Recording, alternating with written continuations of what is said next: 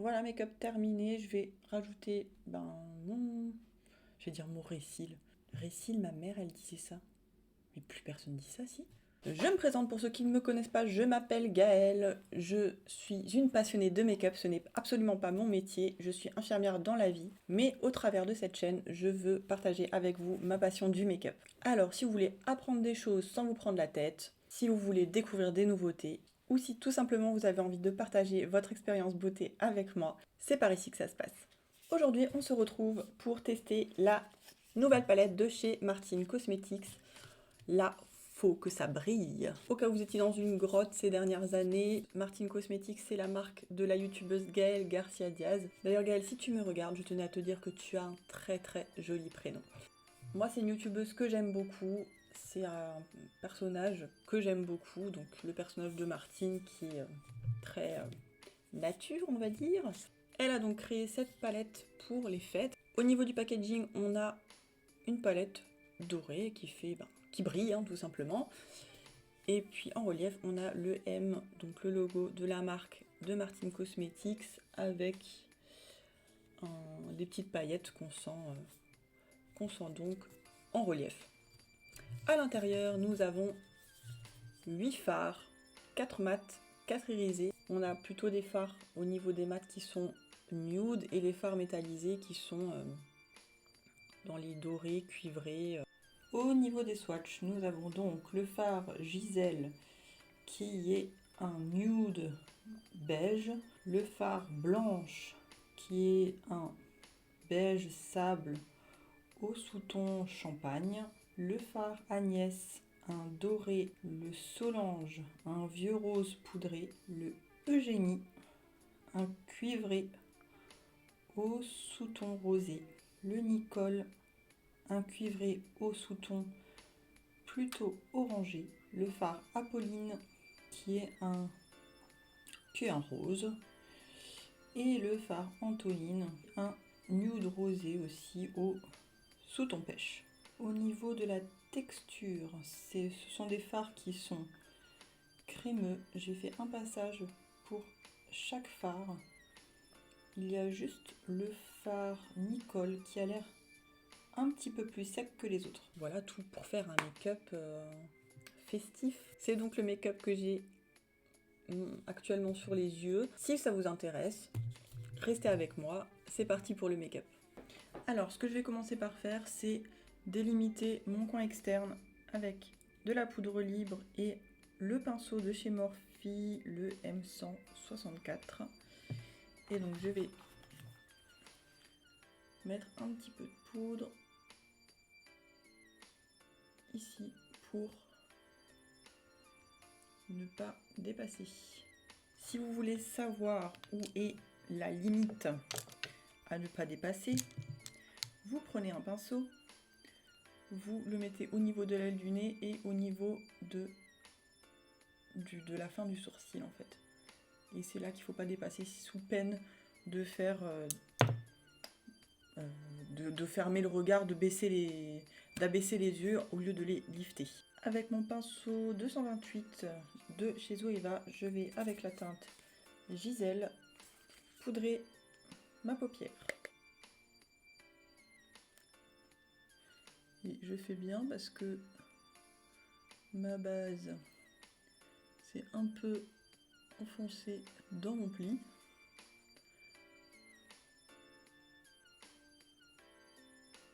Je vais prendre le pinceau 231 de chez Zoeva et je vais mettre la teinte Antonine qui est le pêche de la palette et je vais le mettre en transition.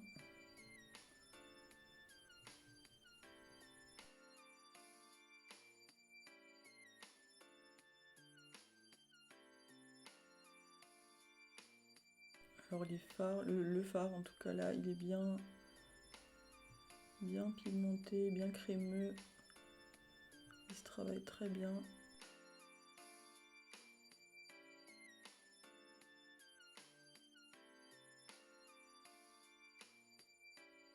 Donc je prends bien soin d'estomper.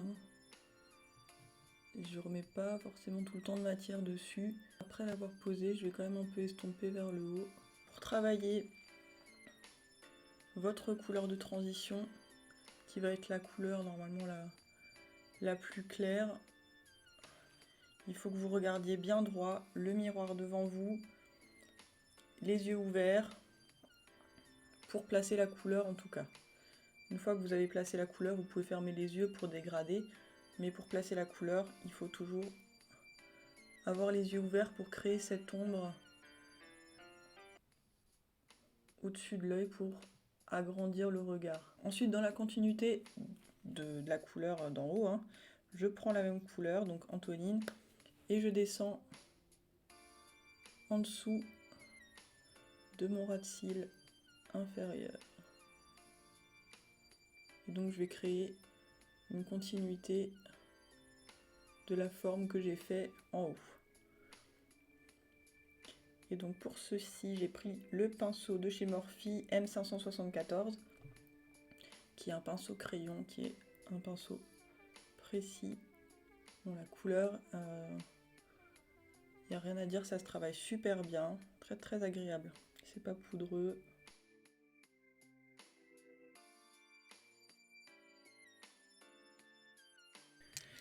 Je vais ensuite faire mon creux de paupière avec le pinceau 228.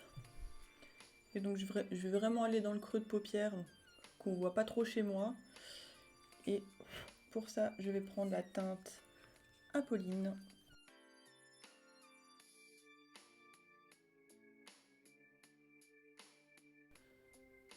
Alors elles se fondent très bien ensemble.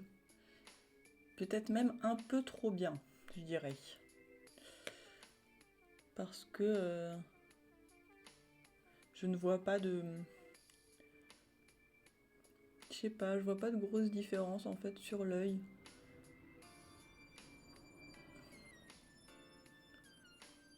Pourtant c'est des couleurs qui sont totalement différentes quand on les voit, quand on les swatch. Mais quand on les travaille, elles sont à peine perceptibles l'une et l'autre. Bon, du coup, je vais reprendre mon pinceau 231 et je vais prendre la couleur Solange pour tenter d'accentuer un petit peu le coin externe.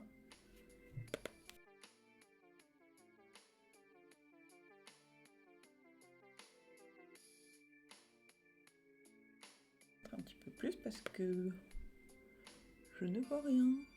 En fait, elle aura... Ouais, bon, elle va remplacer hein, la teinte Apolline du coup. Hein. Solange va remplacer Apolline. Apolline est bien trop discrète et effacée. Ça ne va pas. Ouais, c'est pas ouf hein, la différence entre les couleurs. C'est dommage, j'aurais bien aimé un truc qui tranche un petit peu plus. Pourtant, c'est pigmenté, c'est pas ça le souci, mais voilà, ça tranche pas du tout, quoi. C'est dommage. Avec le pinceau numéro 46 de chez Nocibé, qui est un petit pinceau plat, très précis, je vais reprendre la couleur Solange et je vais la mettre en ras de cils, plus haute que celle que j'ai mis avant. Vraiment plus près du ras de cils. C'est moi ou ça se voit pas du tout? Je m'y prends peut-être comme une grosse quiche, mais c'est dommage. À présent, je vais prendre la teinte Yalum. Je vais prendre la teinte Nicole et je vais la mettre au doigt, parce que je préfère mettre les couleurs irisées au doigt. Je trouve ça plus intense et plus sympa. Je vais la mettre sur la moitié de ma paupière, parce que il faut que ça brille, hein, n'est-ce pas?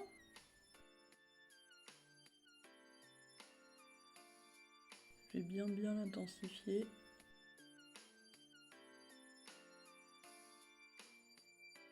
Je remets un peu plus parce que ça n'a pas le... pas être trop l'effet que je voulais. Hein. Je vais essayer avec un pinceau humidifié. On va voir si ça marche un peu mieux. Je vais prendre le JS10. Je vais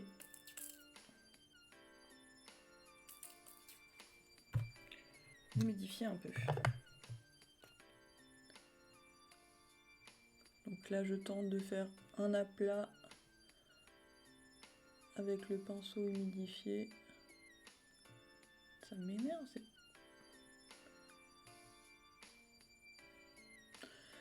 Bon Martine, tu nous dis qu'il faut que ça brille, mais quand on veut que ça brille pas des masses quoi.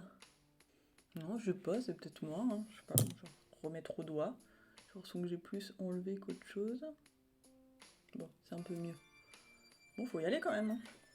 Je vais mettre maintenant la teinte Eugénie sur le reste de la paupière mobile.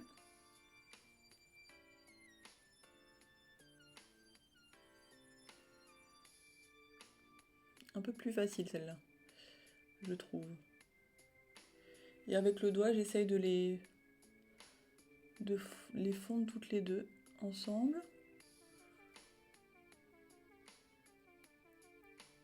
Ouais, elle est plus facile celle-là à mettre.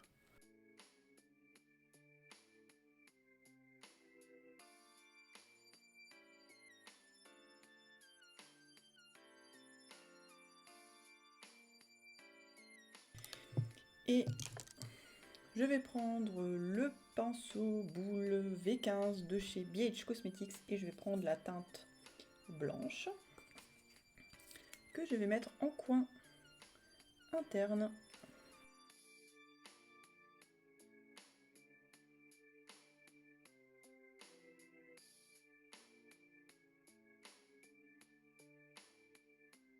Je vais reprendre un tout petit peu de teinte Giselle avec un pinceau propre.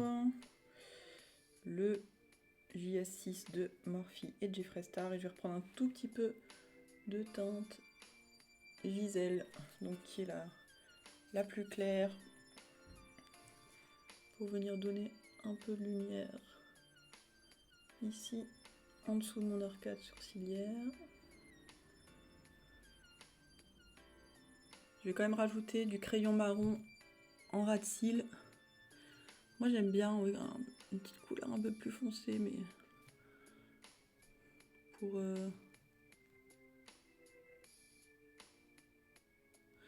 d'habitude j'aime bien faire le ras de cils avec un des fards de la palette pour que ce soit plus harmonieux. Mais là on n'a pas de fard là on n'a pas de fard plus foncé pour faire le ras de cils. Bon, c'est pas grave, je le fais au crayon.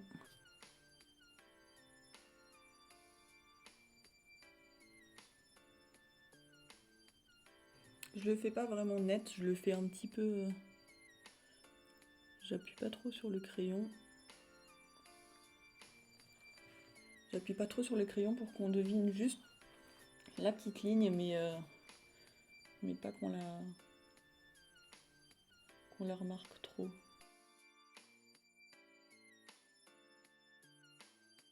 J'en mets aussi un peu dans ma muqueuse inférieure.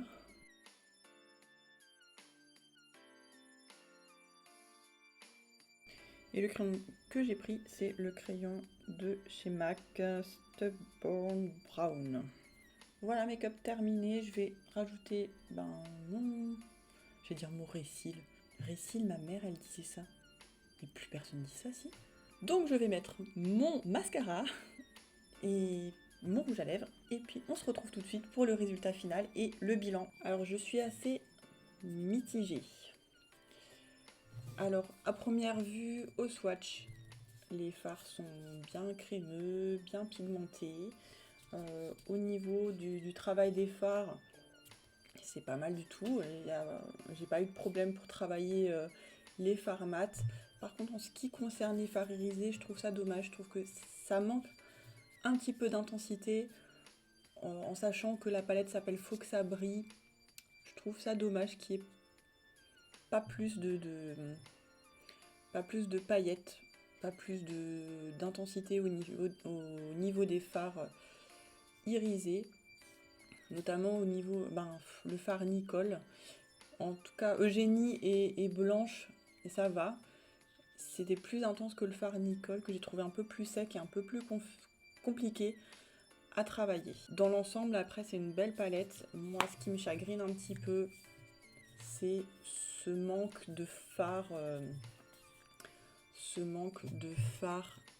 foncé pour accentuer justement le creux de paupière, pour accentuer le coin externe surtout. Après, c'est mon avis personnel, c'est ma manière de me maquiller. Moi, j'aime bien avoir un petit fard foncé pour donner un peu de profondeur au regard et pour agrandir mon regard, moi qui ai un petit peu les paupières tombantes et les yeux qui tombent un petit peu. Voilà, moi, il m'a manqué ce fard foncé. Au niveau des fards mat qui sont ici, au swatch, ils sont différents. Sur la palette, ils sont différents. Mais travailler sur la paupière, je trouve qu'ils se rapprochent beaucoup trop. Ce sont des fards nude. C'est des fards qu'on peut mettre tous les jours. Moi, sur une palette faut que ça brille, moi j'ai besoin d'un truc un petit peu plus flashy, quoi. Et voilà, ça me chagrine un peu. C'est dommage parce que c'est une jolie palette, il y a des jolies couleurs. C'est une jolie color story. Mais voilà, moi il me manque ce fard foncé qui se démarque un petit peu des autres, qu'on peut mettre donc en coin externe et qu'on peut mettre en ras de cils par exemple pour donner un petit peu de peps. Ou alors oui, ce fard foncé qui va donner peut-être un petit peu de smoke au niveau du regard. Voilà, moi c'est ce que j'ai à en dire, c'est mon avis personnel. Voilà, moi j'adore Gaëlle, c'est une youtubeuse que j'apprécie beaucoup. J'adore sa personnalité, j'adore son personnage. Donc voilà, j'espère que si Gaëlle tu regardes cette vidéo, tu ne m'en tiendras pas rigueur. C'est fini pour cette vidéo, je vais vous laisser avec les images du résultat final d'un peu plus près. N'hésitez pas à me laisser un j'aime et à vous abonner si cette vidéo vous a plu. J'essaie de faire une vidéo à 2 vidéos par semaine. J'ai hâte de vous retrouver pour la prochaine et je vous dis à bientôt.